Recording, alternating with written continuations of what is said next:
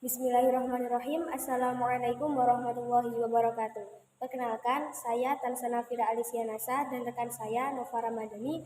Kami akan menyampaikan materi terkait dengan kedudukan, fungsi, dan studi hadis secara ilmiah. Baik, kedudukan, fungsi, dan studi hadis secara ilmiah. Yang pertama, pengertian hadis. Hadis ialah sesuatu yang disandarkan kepada Nabi Muhammad SAW berupa sabda, perbuatan, penetapan, atau sifat-sifat atau kepada sahabat tabi'in berupa perkataan atau perbuatan. Menurut definisi ini, hadis itu meliputi sesuatu yang disandarkan kepada Nabi Muhammad SAW yang biasanya disebut hadis marfu. Sesuatu yang disandarkan kepada sahabat biasanya disebut hadis mauquf, dan sesuatu yang disandarkan kepada tabi'in biasa disebut hadis maqtu'. Yang kedua adalah kedudukan hadis dalam Islam. Banyak Al-Quran dan hadis Nabi Muhammad dengan jelas dan tegas memerintahkan dan mewajibkan mengikuti dan mengamalkan hadis atau segala sesuatu yang bersumber dari Nabi Muhammad. Di antaranya adalah firman Allah dalam Quran Surah Al-Maidah ayat 92 yang artinya, dan taatlah kamu kepada Allah dan taatlah kamu kepada Rasul-Nya dan berhati-hatilah. Jika kamu berpaling, maka ketahuilah bahwa sesungguhnya kewajiban Rasul kami hanyalah menyampaikan amanat Allah dengan terang. Yang kedua, sabda Nabi, yang artinya berpegang teguhlah kepada sunnahku dan sunnah khalifahku yang mendapat hidayah. Berpegang teguhlah kepadanya dan gigitlah dengan gigi gerahamu. Jauhilah olehmu perkara yang diada-adakan, karena setiap perkara yang diada-adakan itu bid'ah dan setiap bid'ah itu kesesatan. Berdasarkan ayat dan hadis tersebut, maka dapat dipahami bahwa kedudukan hadis dalam syariah Islam sebagai landasan hujah dan dalil dalam menetapkan ajaran-ajaran Islam dan mengamalkannya. Yang ketiga ada fungsi-fungsi hadis. Fungsi-fungsi hadis meliputi yang pertama adalah bayan al-takrir, yang kedua adalah bayan al-tafsir, dan yang ketiga adalah bayan al-tasri'. Yang pertama, bayan al-takrir. Ada juga yang menyebut bayan al-taukid atau bayan al-isbat.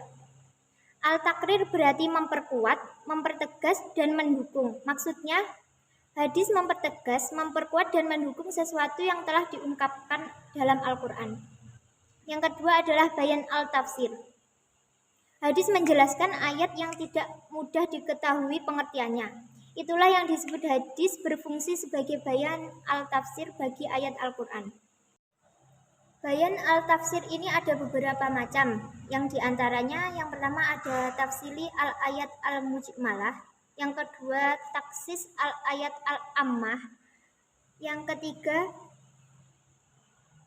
takyid al-ayat al-mutlaqah. Dan yang terakhir atau yang keempat bayan al-ta'yin li al-ayat al-mushtarakah. Fungsi hadis yang ketiga ada bayan al-tashri'. Kata al-tashri' berarti pembuatan, perwujudan, penetapan aturan. Jadi yang dimaksud hadis berfungsi sebagai bayan al-tashri' adalah hadis sendiri mewujudkan, membuat dan menetapkan suatu ketentuan, aturan, dan hukum yang tidak terdapat dalam Al-Quran. Penjelasan selanjutnya akan disampaikan oleh rekan saya. Nah, selanjutnya adalah studi hadis secara ilmiah. Jadi, studi hadis adalah ilmu yang membahas kaidah-kaidah untuk mengetahui kedudukan, sanad, dan matan. Apakah diterima atau ditolak? Selain itu, studi hadis juga mempelajari tentang kedudukan serta fungsi hadis di dalam Islam. Terdapat 3 metode yang dilakukan dalam memproses kajian hadis. Di antaranya, yang pertama adalah metode tematik. Berdasarkan kata kuncinya, metode ini ialah metode yang berpijak pada kata kunci utama yang ada pada hadis tersebut. Kemudian, yang kedua, metode tematik analisis. Metode ini merupakan metode yang mengacu pada bagaimana mendapatkan gambaran komprehensif terkait dengan tema tertentu dan berpijak pada hadis tertentu. Dan yang terakhir adalah metode tematik konseptual. di mana metode ini merupakan metode yang mengkaji terhadap tema-tema tertentu dengan menggunakan perspektif hadis Nabi. Jadi kesimpulannya, hadis ialah sesuatu yang disandarkan kepada Nabi Muhammad SAW berupa sanad, perbuatan, penetapan, atau sifat-sifat, atau kepada sahabat, kepada tabi'in berupa perkataan atau perbuatan. Kedudukan hadis dalam Islam yaitu sebagai landasan hujah dan dalil dalam menetapkan ajaran-ajaran yang menempati tempat kedua setelah Al-Quran, di mana di dalam Al-Quran belum ada penjelasan atau penjabarannya, atau penjabaran di dalam Al-Quran yang masih bersifat universal, maka dijelaskan lagi di dalam hadis secara terperinci. Kemudian, studi hadis secara ilmiah dapat disimpulkan bahwasannya ilmu yang membahas kaidah-kaidah untuk mengetahui kedudukan sanad atau matan, apakah diterima atau ditolak. Selain itu, studi hadis secara ilmiah juga mempelajari tentang kedudukan serta fungsi hadis di dalam Islam. Sekian presentasi dari kami. Apabila ada kurang lebihnya mohon maaf. Wa akhiran wassalamualaikum warahmatullahi wabarakatuh.